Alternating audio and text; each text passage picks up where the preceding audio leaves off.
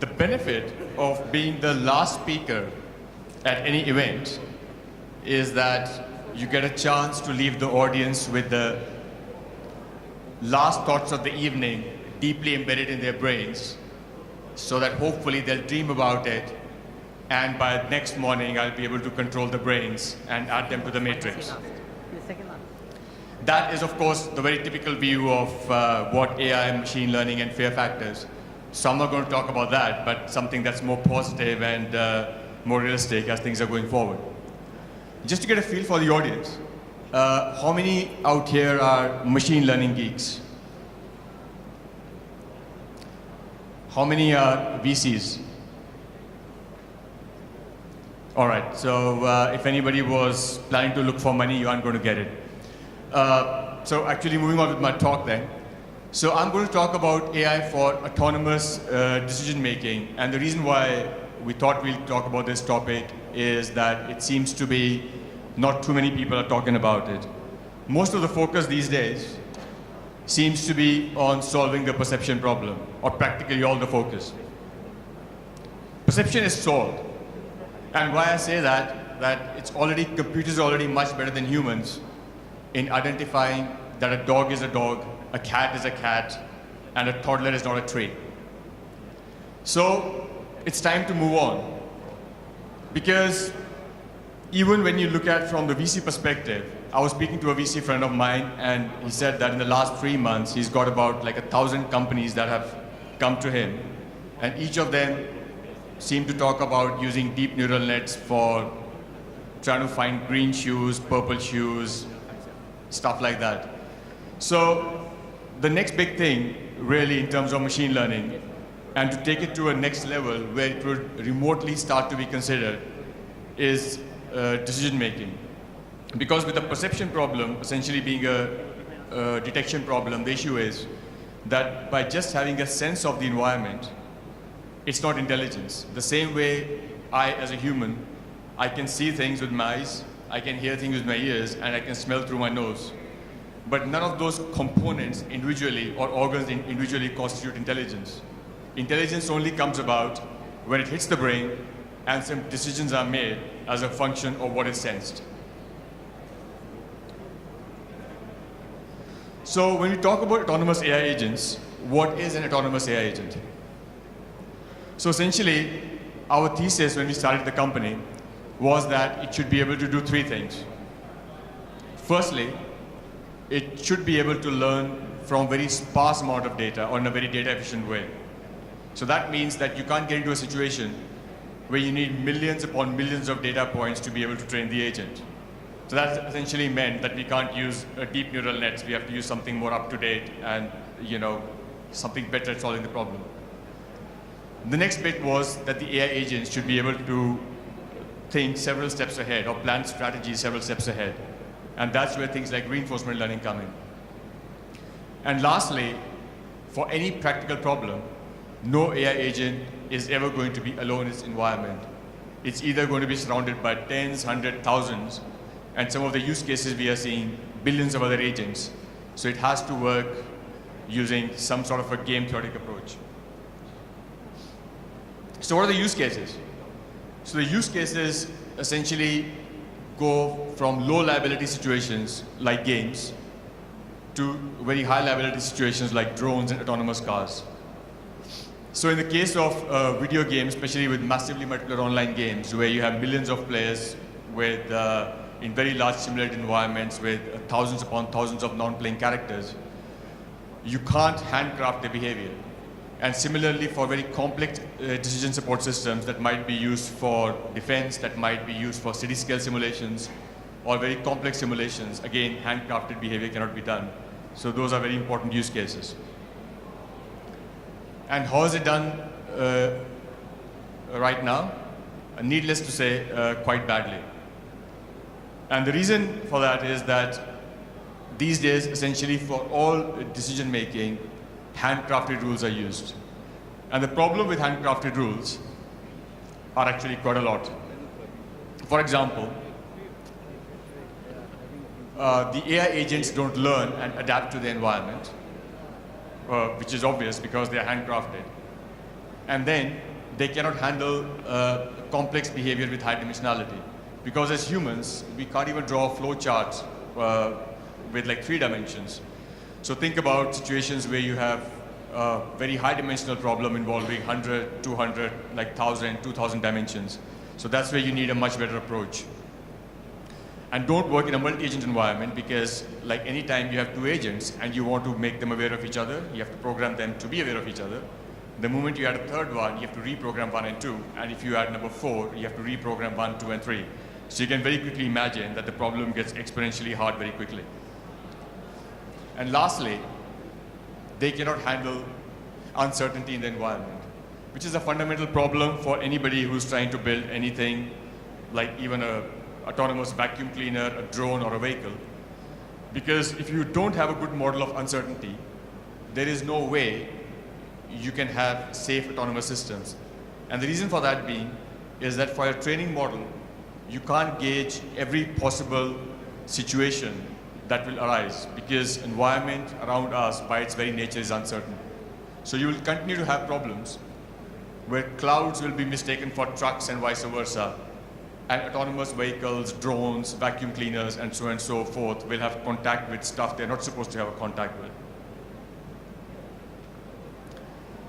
The right way to build autonomous systems is to be able to learn from sparse data, and that's where you use probabilistic models like Gaussian processes, and also make the agents adapt to their environment, and that's where reinforcement learning comes in.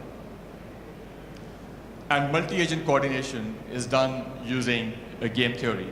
So from our perspective, the macro view of every environment has to start from game theory, where you can think about collaboration and coordination between the agents. And lastly, there has to be a very good model that allows you to model the uncertainty in the environment. And there again, Gaussian processes are a fantastic tool. Some of the use cases we've been working on with our partners involve city-scale simulations. And one of the first ones we worked on was trying to go beyond using historical traffic data as an example to essentially using the data and passing it through our GP model and essentially coming up with an environment simulator. So the benefit of that is that when you have a traditional approach where you just stick all the historical data onto a cityscape and try to get your ETA using a navigation system, the results are not very good, because what the ETA and historical information offers you is not really an up-to-date view. And also those so-called real-time traffic information data is not very good, because all of it is about at least 7 to 15 minutes old. And that's for all the state-of-art systems. So again, to be able to use any of those elements for autonomous vehicles is not possible. So from that perspective, all those systems are actually pretty much useless. So whether you're talking about historical traffic data or any other historical overlay data of the environment, so there has to be a usage of a simulated environment. So once you've got your model of the environment, then you have the benefit of training the agent based on that probabilistic or uncertainty model of the environment. So essentially, your reinforcement learning policy is much better at handling uncertainty than if you did not have an uncertainty model. So that's really fundamental. And once you have that, then you can bring game theory into perspective. And now you have essentially agents who are much smarter, can learn from much less amount of data, but at the same time are able to use a top-level game theoretic approach to essentially coordinate while have individual goals, have team goals, and also learn to collaborate and compete. So, like in a very similar way, in the way we've abstracted the problem, we managed to use the same principles also for massively multiplayer online games. And we've been working with some of our partners to essentially take historical data, which is the state and action pairs in large video games, again, pass them through the probabilistic models in our simulator, and create a very simulation or an environment which models the uncertainty in a large, massively multiplayer online game, And this has a lot of benefits. So essentially, if you're able to take historical player data and start basically modeling that, it gives you a fantastic platform to test massively modular online games. And why that's important? Because any MMO is essentially a very large distributed computing environment. And the way the business models of the game industry is moving, almost 70% of the revenues of the games industry comes from games hosted in the cloud. So not only gives you the ability to test games as the players see it, but also allows you to come one layer below it and start to test the distributed computing environment for load testing, for functional testing. And that's a similar notion is something that now we've started to use for many other distributed computing environments, like in the case of trying to model complex financial simulations. Out here again, say if you're trying to model a very complex supply chain which starts almost from the source of, say, building a capacitor, and a tantalum for that capacitor would originate somewhere in the Democratic Republic of Congo, as an example. And how do you model the effect of any of those supply chain discrepancies down to your actual production line and the shipment side? That again is essentially a game theoretic problem, and the number of entities and the agents that you would have to model it would run into their billions.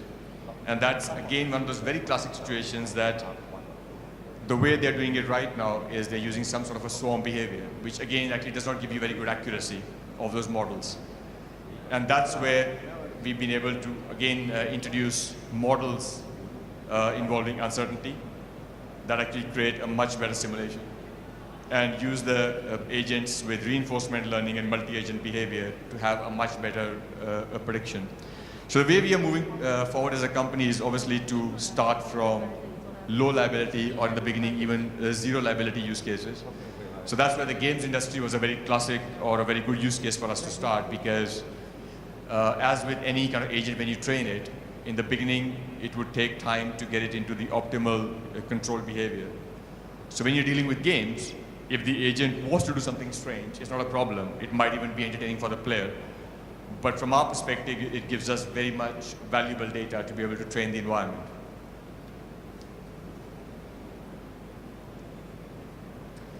The future. So our vision is that everything of consequence will be simulated.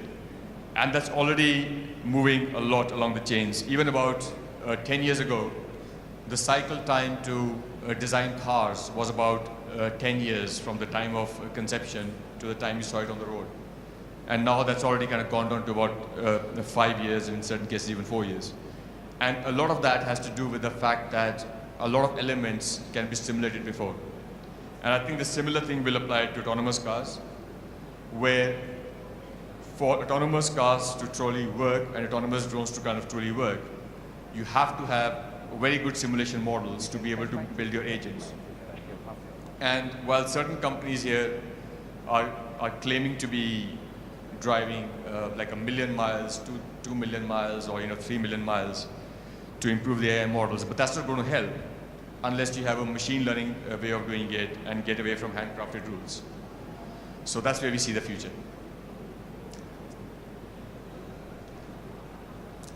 Thanks for listening. That's all. Thank you.